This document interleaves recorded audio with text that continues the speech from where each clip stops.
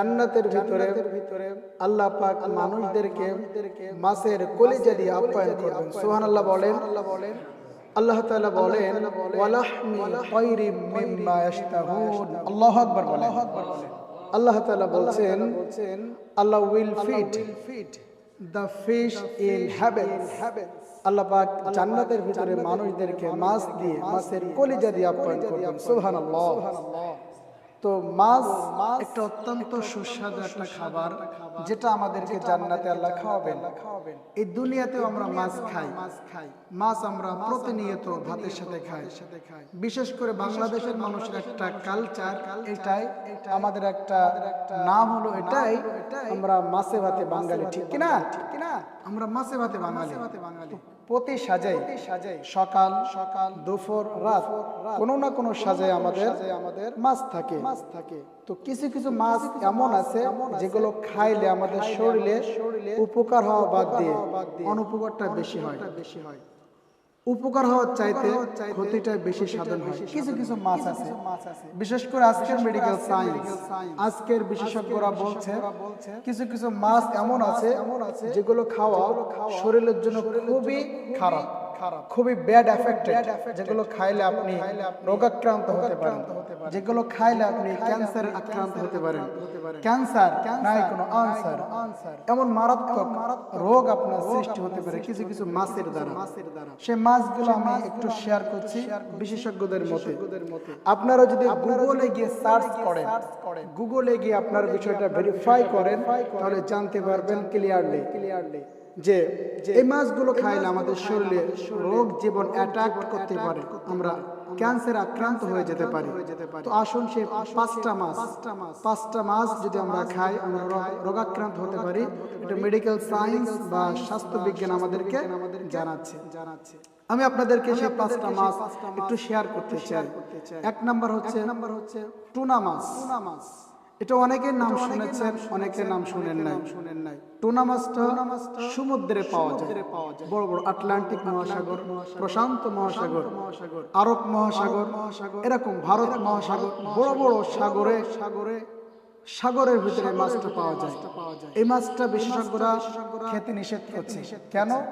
এই মাছটা যদি আমরা খাই তাহলে আমাদের শরীরে বিষ ক্রিয়া তৈরি হতে পারে, আমাদের শরীরে অসুস্থতা হতে পারে, ক্যান্সার হতে পারে। কারণ এই মাছটা দীর্ঘ টাইম ধরে, লং টাইম নিয়ে তারা বেঁচে থাকে বা বড় হয়, ফলে তারা অন্যটা মাছ খেয়ে নিজের জীবনটা বাঁচিয়ে রাখে।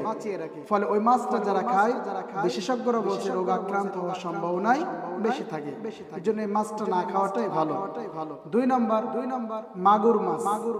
এই মাগুর মাছ আমরা সকলে চিনি, বিশেষ করে আমাদের অনেকে কলের ধারে এই চাষটা আমরা করি, অনেকে পুকুরে করি। এই চাষটা আমরা অনেকভাবে করি। বিশেষজ্ঞরা বলছে লোকালে খাল বিলে চড়িয়ে যে মাগুর মাছ হয় এটা খাওয়াতে কোনো সমস্যা নেই।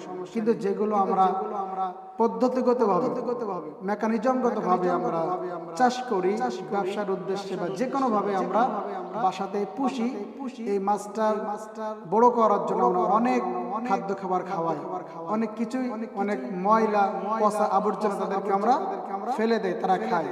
ফলে ওই মাছটা যদি আমরা খাই রোগাক্রান্ত হতে পারে।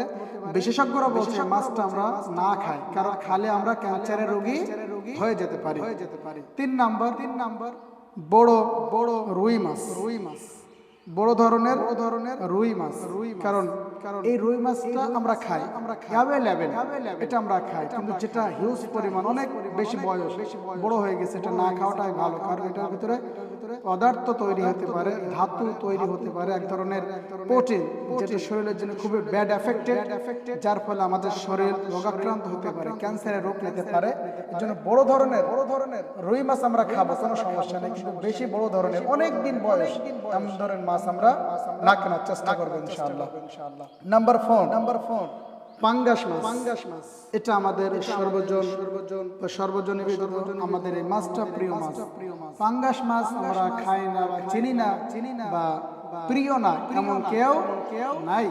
এই পাঙ্গাস মাছ আমরা দেখি যারা চাষ করে, যারা এটাকে লালন পালন করে, যারা বড় করে সেখানে অনেক ধরনের খাদ্য, অনেক ধরনের মেডিসিন তাদেরকে খাওয়ায়, ঠিক কিনা? অনেক মেডিসিন তাদেরকে ইউজ করে, ফলে অল্প দিনের ভিতরে মাছটা অনেক বড় হয়ে যায়। খুব সীমিত সময়ের ভিতরে এই মাছটা বড় হয়ে যায়। ফলে বিশেষজ্ঞরা বলছে এই মাছটা না খাইলে আমাদের শরীরটা ভালো থাকবে। তবে যদি পাঙ্গাস মাছটা অ্যাভেলেবেল হয়, খাল বিলে লোকাল চাষের হয়, সেটা আপনি খাইতে পারেন, আলহামদুলিল্লাহ, কোনো সমস্যা নাই। এরপরে অজানা উচ্ছের সামুদ্রিক মাছ, 5 নম্বর এটা, যে মাছগুলো আমাদের অজানা, যেটা কোথায় চাষ হতে পারে বা এটা কি মাছ, কোথা থেকে আসছে, অজানা যে মাছটা হয়, বিশেষ করে সামুদ্রিক অনেক মাছ আছে যেগুলো আমাদের অজানা। এই মাছগুলো আমরা যদি খাই, কারণ এর থেকে আমাদের শরীরে একটা ব্যাড এফেক্টেড আসতে পারে, আমাদের শরীর জীবাণু দিয়ে অ্যাটাক করতে পারে, ফলে আমরা অসুস্থ হয়ে যেতে পারি। বিশেষজ্ঞরা বলছে এই 5টা কাজ বা 5টা মাছ না খাওয়াটাই বেটার।